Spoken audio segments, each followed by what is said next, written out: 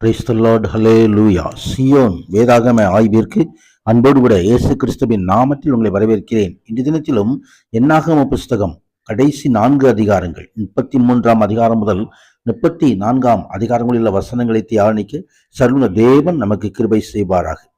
33வது அதிகாரத்திலே இஸ்ரவேலின் விடுதலை பயணத்திலே இஸ்ரவேலர் தங்கினான இடங்களை குறித்து எழுதப்பட்டிருக்கிறதை நாம் பார்க்கிறோம்.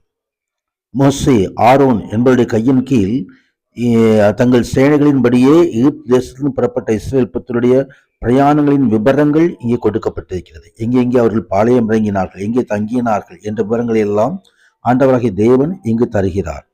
நீ இஸ்ரவேல் புத்தரோடு சொல்ல வேண்டியது என்னவென்றால், நீங்கள் யோர்தானை கடந்து கானான் தேசத்திலே போய் சேரும்போது அத்தேசத்தின் கொடிகளை எல்லாம் உங்களுக்கு முன்பாக துரத்தி விட்டு அவருடைய எல்லா சிலைகளையும் வார்ப்பிக்கப்பட்ட அவர்களுடைய எல்லா விக்கிரகங்களையும் ஒழித்து அவள் மேடைகளெல்லாம் நிர்மூலமாக்கி தேசத்திலுள்ளவர்களை துரத்திவிட்டு அதிலே குடியிருக்க கடவீர்கள், அந்த தேசத்தை சுதந்திரித்துக் கொள்ளும்படி உங்களை கொடுத்தேன் என்று ஆண்டவர் சொல்கிறார். 10% மகிமை உண்டாவதாக. சீட்டு போட்டு தேசத்தை உங்கள் குடும்பங்களுக்கு சுதந்திரங்களாக பங்கிட்டு அது ஜனங்களுக்கு அதிக சுதந்திரமும் கொஞ்ச ஜனங்களுக்கு கொஞ்ச சுதந்திரம் கொடுக்க கடவீர்கள். அவரவருக்கு சீட்டு விழும் இடம் எதுவோ அவ்விடம் அவர்களுக்கு உரியதாகும் என்று சொல்லி அங்கே ஆண்டவராகிய தேவன் கட்டளையுடைய காரியத்தை குறித்து பார்க்கிறோம்.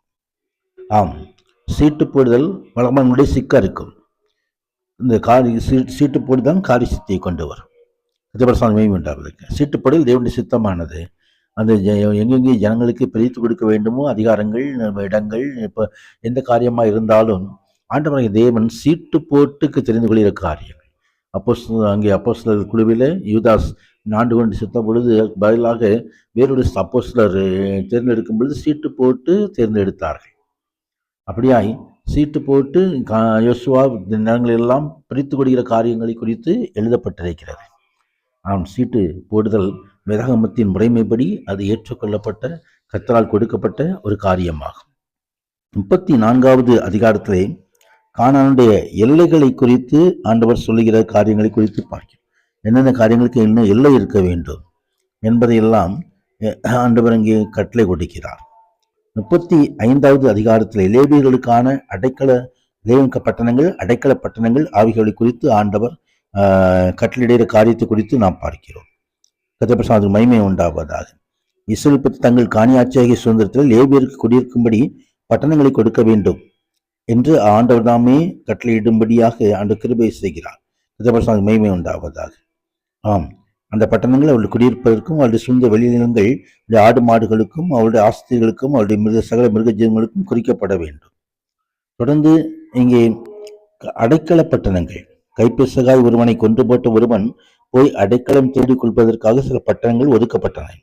இத்தகைய கொலை குற்றம் சாட்டப்பட்டவர்கள் அத்தகைய அடைக்கல பட்டணங்களில் ஒன்றில் போய் அங்கே பாதுகாப்பாய் தங்கி இருக்கலாம், தண்டனையிலிருந்து தப்பித்துக் கொள்ளலாம். ஆண்டவர் செய்கிறார்.